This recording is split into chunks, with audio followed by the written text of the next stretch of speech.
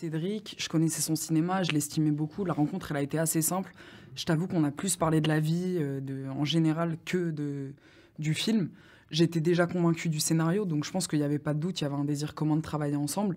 Et puis une fois de plus, pour revenir au cœur du sujet, c'était cette forme d'autopsie et d'analyse de l'instrumentalisation d'un service public avec beaucoup d'adversité et d'humanité dans les personnages qui m'a tout de suite conquise. On s'est vu à Paris et il m'a mis dans ses petites valises et il m'a amené à Marseille rien qu'en me parlant.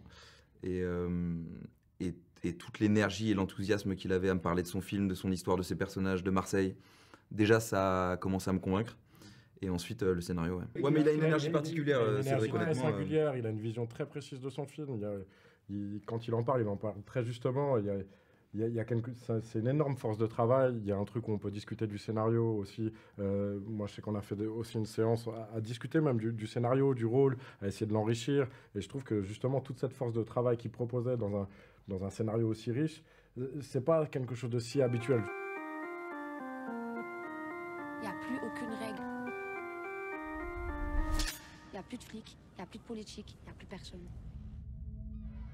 En termes de dézoom et d'autopsie, il y a aussi ce truc-là où, et du côté des accusés et du côté des victimes, d'ailleurs, c'est des gens qui sont ensemble à la fouille, quand il y a une condamnation, quand il y a une bavure, il y a aussi toute la famille qui paye, tous ces gens dont on traite moins, qu'on met moins en lumière ou en avant, qui font la route, les kilomètres pour aller voir leur conjoint ou leur famille au parloir. De mettre la lumière là-dessus, sur les souffrances que ça va infliger aux autres, en fait, je trouvais ça aussi assez pertinent.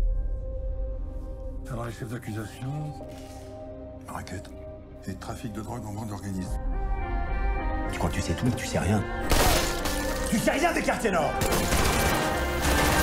On a failli crever là-bas. L'une des forces du film, c'est qu'il est ni pro, ni anti. Je trouve juste que justement, il apporte la hauteur du débat du cinéma. C'est-à-dire, est-ce que finalement, le débat de fond, c'est pas aussi demander à des services publics de toujours en faire plus avec moins de moyens.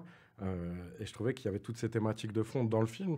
Et justement, qu'on ne tombait pas dans l'écueil d'un film ni pro ni anti, et qu'il y avait un vrai zoom sur l'institution policière et sur ces policiers-là. Et effectivement, un système qui lâche sa base en ce moment, j'ai pas l'impression que ce soit propre qu'à la police, mais que ça ressemble beaucoup à la société française. Et je trouvais ça hyper intéressant d'avoir cette réflexion au sein de l'institution policière, mais même de manière plus générale, de quelque chose d'universel et dans l'air du temps. Tu veux devenir officier? Fais cette opération.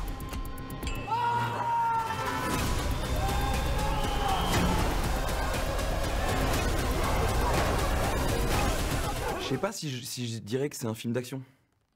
Je sais même pas si je dirais que c'est un polar. Je crois qu'il a un côté hybride et c'est ça qui m'a plu moi d'ailleurs à la lecture du scénario, c'est qu'en fait moi j'ai lu vraiment le parcours de personnage quoi, comme un film d'auteur de personnage avec en effet dedans des envolées d'action avec une mise en scène ultra enlevée quoi de Cédric Jiménez. J'ai de très grands yep. 45. Non, tu mens. Quoi? Tu fais du 45? C'est beaucoup ou pas? Bah, je savais pas que ça existait. Bah, tu plaisantes? Bah, non. Mais t'as connu des grands gars, toi? Waouh! Non, mais... Ah, pardon. Aidez-moi.